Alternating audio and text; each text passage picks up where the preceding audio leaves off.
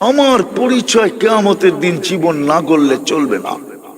তাইলে তো আবু তালেবের জন্য চলতো। ৪৪ বৎসর ১০ দিন বাতিজাকে লালন পালন করছেন, টানা ৪৪ বৎসর ১০ দিন। কয়দিন? ৪৪ বৎসর ১০ দিন। অথচ ওই রসুল যার হাতের ছোঁয়া লাগলে দুনিয়ার আগুনকে আল্লাহ খাইতে দেয় না।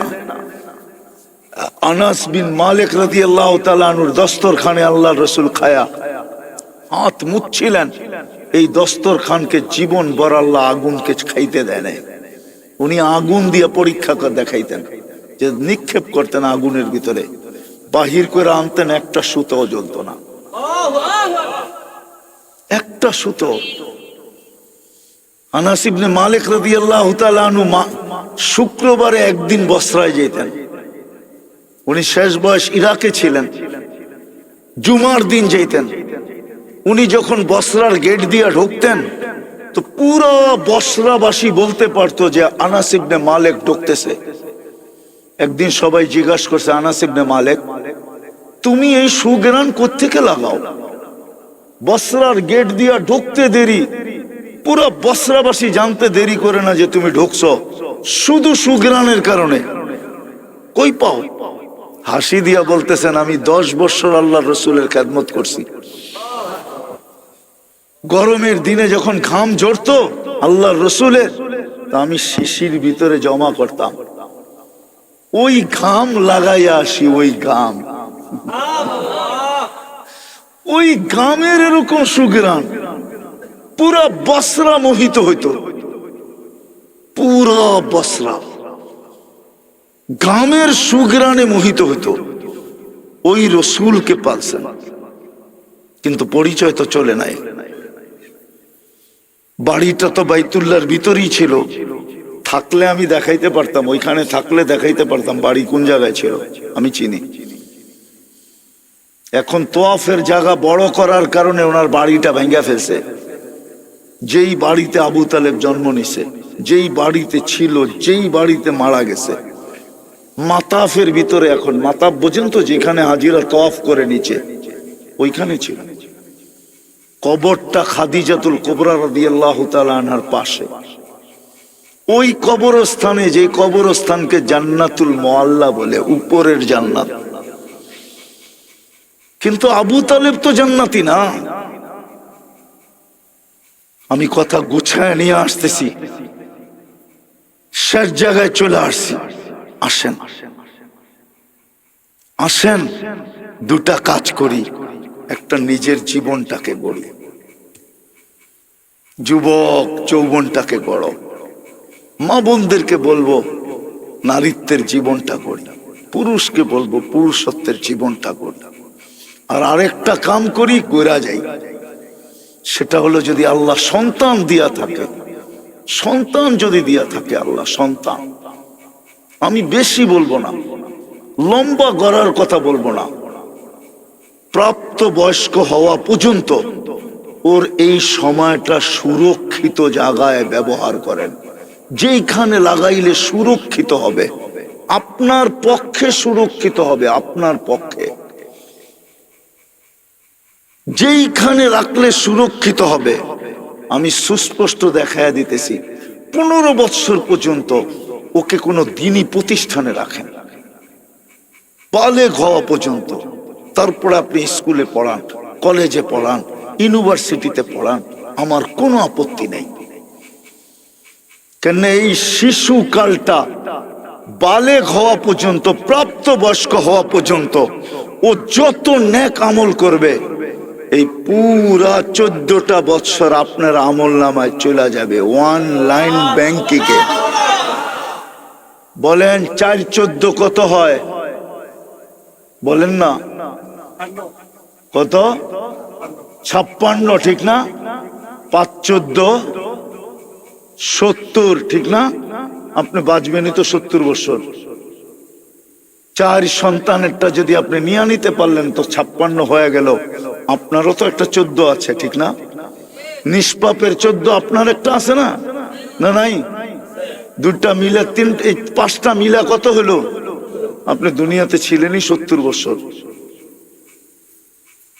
পুরাটাই তো নিষ্পাক করে খাতায়।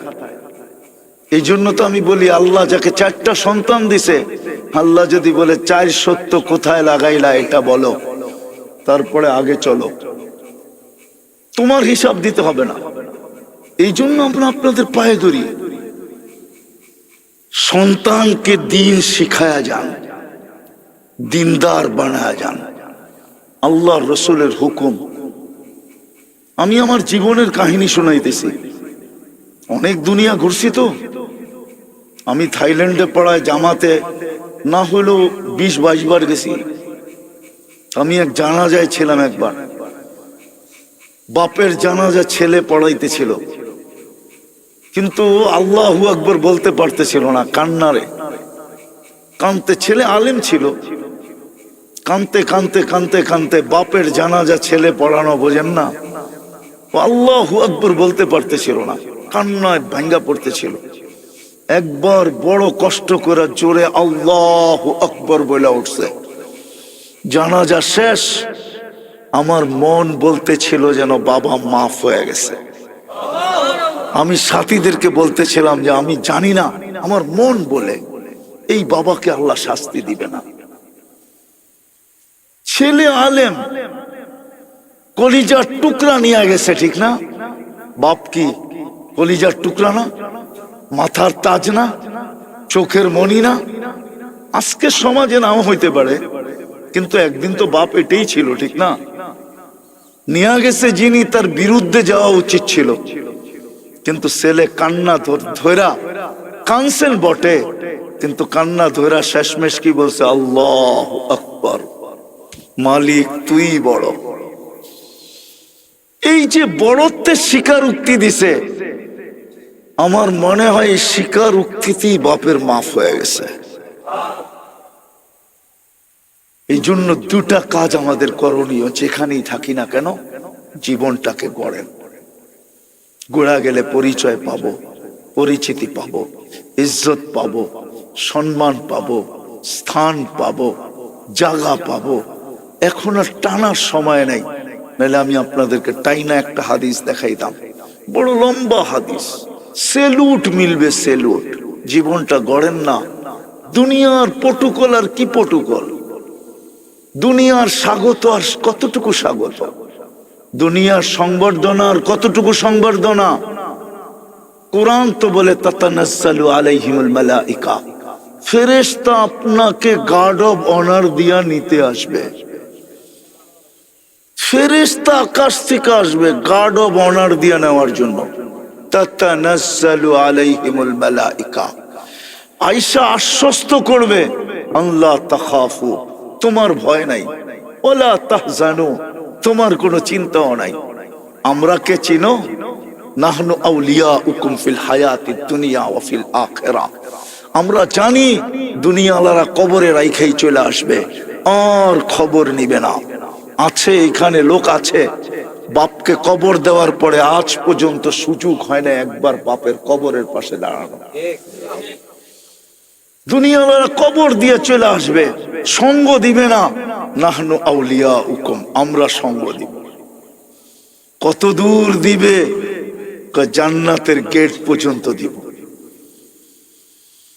পুলসিরাতের ওই পারে যাবে, ওয়াসিকাল্লাযীনা তাকাউ রাব্বাহুম, লাল গালিচার সম্বর্ধনা চলবে। এই দুনিয়ার ফ্যাক্টরির গালিচা,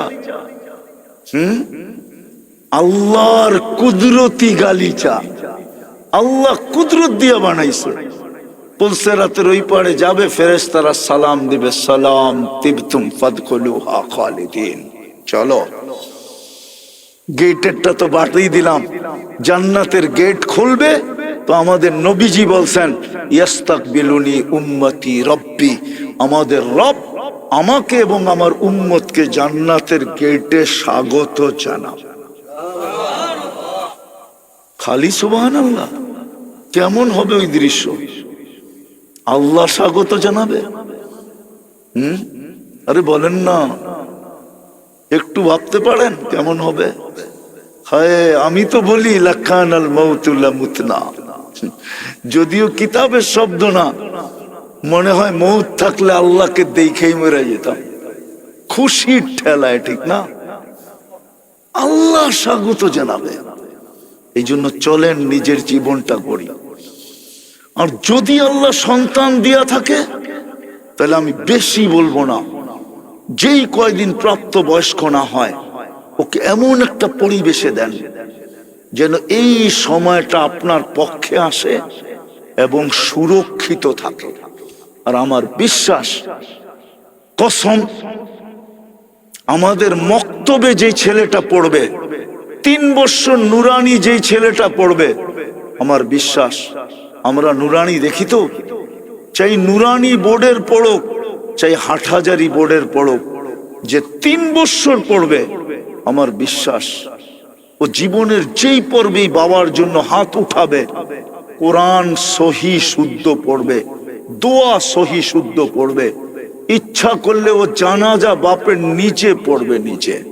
হুজুরকে বলবে সরেন, আমার দিলের ব্যথা আপনার দিলে নাই, আপনি সরেন, আমার দাড়ি না থাকতে পারে কিন্তু আমার দিলে বাবার জন্য ব্যথা আছে, আমি নুরানি পড়ছি, আমি বাবার জানাজা আমি পড়াবো। ও ব্যথা নিয়ে পড়াবে, চোখের পানি নিয়ে পড়াবে, একদিকে চোখে পানি ঝরবে আর একদিকে দোজখ নিববে, একদিকে চোখের পানি ঝরবে আর আরেক দিকে আরশ কাঁপবে, একদিকে চোখের পানি ঝরবে আর আরেক দিকে মাগফিরাতের সিদ্ধান্ত হবে। 3টা বছর মক্তবে পড়া। সোনারগাঁর মানুষ, এই কথাটা বলেই শেষ করতেছি, যদি এই কথাটা সত্য হয়, দুনিয়ার এই কথাটা যদি সত্য হয়, আমাকে একটা শিক্ষিত মা দাও, আমি একটা শিক্ষিত সমাজ দিব, তাহলে আমি বলবো আমাকে একটা দিনদার মা দাও, আমি একটা দিনদার দুনিয়া দিব, দুনিয়া সমাজ না। আমাকে একটা দিনদার মা দাও, আমি একটা দিনদার দুনিয়া দিব, দিনদার কি দিনদার দুনিয়া দিব, আমি দিনদার, শুধু সমাজ দিব না, দিনদার দুনিয়া দিব।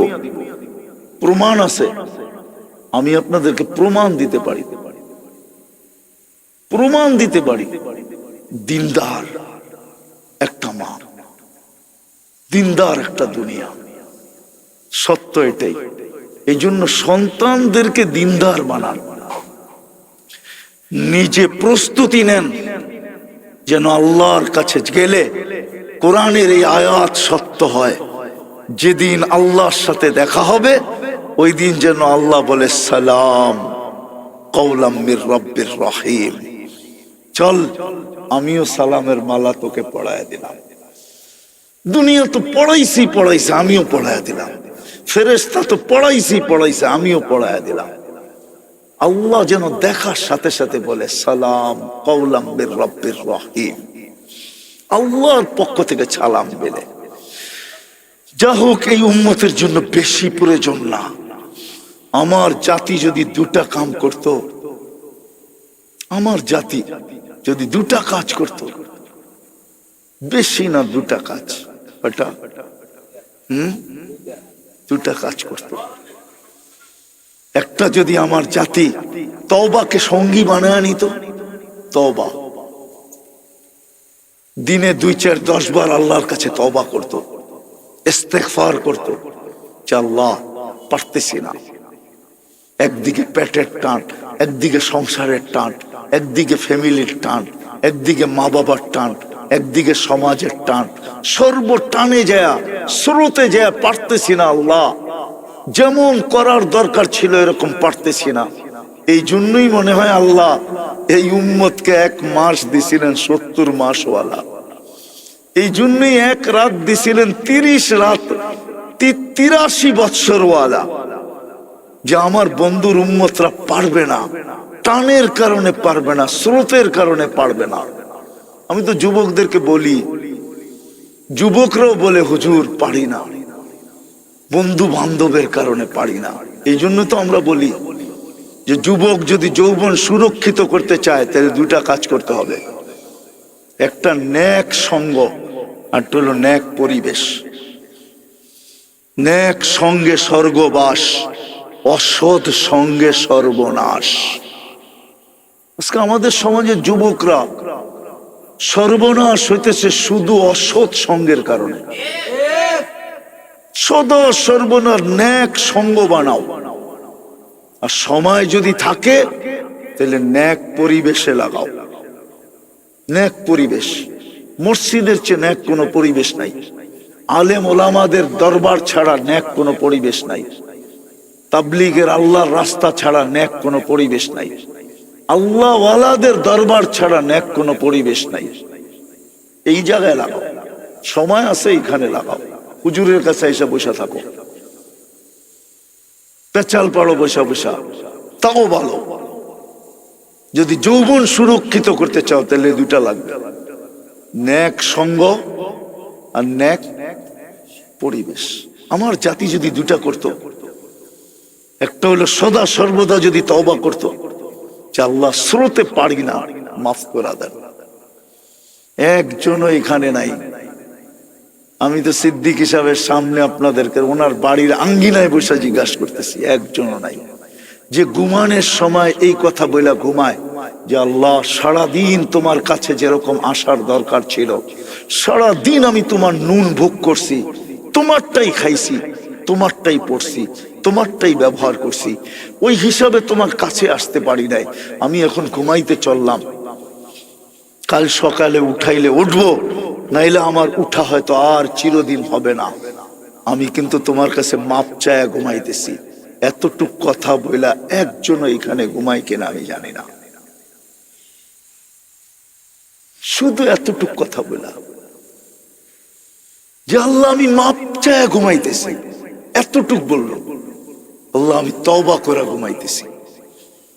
আমার জাতি যদি তওবা করত, আমার জাতি যদি 5 ওয়াক্ত নামাজ পড়তো, আর কিচ্ছু না করত, শুধু 5 ওয়াক্ত নামাজ বা জামাত যদি পড়তো, একা একই পড়লেও তো 1 ওয়াক্তে 10 ওয়াক্তের সওয়াব পাওয়া যায়, আর জামাতে পড়লে 270 ওয়াক্তের সওয়াব পাওয়া যায়। কত? 1 ওয়াক্ত পড়বে কয় ওয়াক্তের সওয়াব? 270 ওয়াক্তের সওয়াব পাওয়া যাবে। কেননা জামাতের নামাজ 70 গুণ বেড়া যায়। 10 তো আমি এমনিই পাই, 1 এ 10, এটা তো আমার এমনিই পাও না। ওটাকে 27 দিয়া 27 গুণ বেড়া যায়। 27 দিয়া গুণ দিলে 270 গুণ হয়। এই জন্য আসেন আজকে তওবা করে ভিতরে অঙ্গীকার করি যে আমি জীবনটা গড়া যাব জান্নাত। হায় যুবক, যদি তোমরা জান্নাত চিনতে, আফসোস আমি যদি জান্নাত বুঝাইতে পারতাম। এরকম পচা মাটি, হ্যাঁ, রাগ হয়ে যাবেন বললে, ঠিক না? বলবো না, রাগ হয়ে যাবে না, রাগ হয়ে যাবে। আমার নাকে কিন্তু এই এলাকার ভিতর থেকে একটা ঘ্রাণ আসতেছে, ঘ্রাণ। ঘ্রাণ মনে হয় আশেপাশে কেউ গরু পালে, খামারের ঘ্রাণ আসে, ঠিক না? আর যদি মুষলধারে বৃষ্টি হয় কয়েকদিন, দুর্গন্ধ হয় না? হয় না? জান্নাতের মাটি মুস্কার আম্বর দিয়া বানানো, মুস্কার জাফরান দিয়া বানানো। ওইখানে বৃষ্টি পড়বে, পানি ঢালবে, আর সুঘ্রাণ ফুটা বাহির হবে। দুনিয়ার এই বিল্ডিং পচা ইটের, 1 ইট সোনার 1 ইট রূপার, এতটুক ছোট ছোট তালা, পাংখা কাইটা লাগাইতে হয়। কাইটা লাগায় না? মনে হয় বোঝেন নাই। স্ট্যান্ডার্ড কাইটা তারপরে লাগাইতে হয়, কেননা বেশ লম্বা দিয়া দিছে তো। বাড়িতে লম্বা মানুষ আছে, সিদ্দিক হিসাবের মতো, পাংখার নিচে খারাইলে বাড়ি লাগবো, তো কাইটা এটার উপরে করছে। এত ছোট তালা, 1 তালা জমিন আর আকাশ সমান, এতটুকু দূরত্ব। সিঁড়ি বাইতে হবে না, সুপার এক্সেলেটর রাখা আছে, সুপার লিফট রাখা আছে। জান্নাতের কোন ফার্নিচার কাঠ দিয়া না, কোনো ফার্নিচার লোহা লক্কর দিয়া না, কোনো ফার্নিচার অন্য কিছু দিয়া না। জান্নাতের ফার্নিচার হবে সোনা দিয়া, অথবা রূপা দিয়া, অথবা জবরজুদ দিয়া, অথবা জমররুদ দিয়া, অথবা ইয়াকুত দিয়া, অথবা মারজান দিয়া হবে জান্নাতের ফার্নিচার। কেননা জান্নাতে কোনো গাছ কাঠের নাই, গাছগুলো সোনার হবে। আজকে কাঠের গাছে আম ধরে আর আমরা আঙ্গুর চুষির চোষা খায়া, ঠিক না? জান্নাতে সোনার গাছে আম ধরবে, সোনার গাছে, সোনার গাছে কলা ধরবে, সোনার গাছে ফল ধরবে, রূপার গাছে ফল ধরবে, জবরজুদের গাছে ফল ধরবে। জান্নাতে কোনো কাঠ সাট নাই, লোহা লক্কর নাই, স্টিল ফিস্টিল নাই। ওই জান্নাত। সাহাবা শুধু পাগল হইছে। আপনি ভাবতেছেন আবু বকরের মাথা নষ্ট? 13টা দোকান বিক্রি করছে। হজে গেছেন? হজে কে গেছেন? এখানে হজে গেছেন? মক্কা টাওয়ার দেখছেন? 4 তলায় 2টা মসজিদ, দুটার নাম আবু বকর, এটা ওনার প্রপার্টি। এইখানে 13টা দোকান ছিল, এটাই ওনার। এর পিছনেই ওনার বাড়ি, আমি চিনি। এখন রাস্তা হয়ে গেছে, এর পিছনেই ওনার বাড়ি ছিল। এটি জান্নাতে যে প্রতিদিন 14 তারিখ 100 বার হবে এটাও জানে না। প্রতিদিন জান্নাতে 14 তারিখ কয়বার? 100 বার, পুরা সেঞ্চুরি। একটু পর পর ভিডিও কল আসবে, তাল ইলাইয়া, আয় আমার কাছে, দেখা যা আল্লাহ কি বানায় রাখছে। আয়, কি দিয়া বানাইছে? মাটি দিয়া। হাঁটু পর্যন্ত মোষ, কামর পর্যন্ত আম্বার, কাত পর্যন্ত সাফরান, চেহারা বানাইছে হোয়াইট কাফুর। 120 ফিট লম্বা, চুল দিয়ে 120 ফিট লম্বা। 3 কিলোমিটার ঘেরের লেহেঙ্গা পড়া থাকবে, আর খালি এরকম করতে থাকবে, এরকম। 3 কিলোমিটার ঘেরের লেহেঙ্গা মারবে, 3 কিলোমিটার নিয়ে ফুলা উঠবে। যেখানে তাকাবে নিজের চেহারা দেখা যাবে, হাড্ডির ভিতরের কি চলতেছে এটা দেখা যাবে। আজকে তো মেসেজ দিছে একটা, লয়া দাঁড়ায় রয়েছে আর একটা, ঠিক না? দিছে ফুলের মেসেজ, লয়া দাঁড়ায় আছে জুতা, ঠিক না? এইখানে ডিজিটাল মেশিন লাগানো থাকবে, দেখা যাবে ভালোবাসা কতটুকু আছে, তুমি চোখে দিয়া দেখবে। বাকি বাড়ির ভিতরে কইলাম না, নাইলে সব খুলা কয়া দিতাম তোমাদেরকে। দেখি আবার কখনো আসলে খুলা কওয়া যায় কিনা। ময়দান হইলে খুলা কওয়া যাবে যে আল্লাহ কি বানায় রাখছে। পারি আমি যুবক, যদি তোর ভিতরে দিল থাকে আর মনোযোগ থাকে, আধা ঘন্টায় তোরে নাচায় ছেড়ে দিল। রাত্রে খালি যে বালিশ কামড়াবি, কবে মরবু, কবে জামু, আর কবে পাবো। ওই জান্নাত বানায় আল্লাহ রসুল চোখে দেখা আসছে। এই জন্য আসেন আজকে তওবা করে 2টা কাজের অঙ্গীকার করি, যে নামাজ আজকের থেকে ছাড়বো না, পাক্কা। জীবনটা গড়ব, পাক্কা।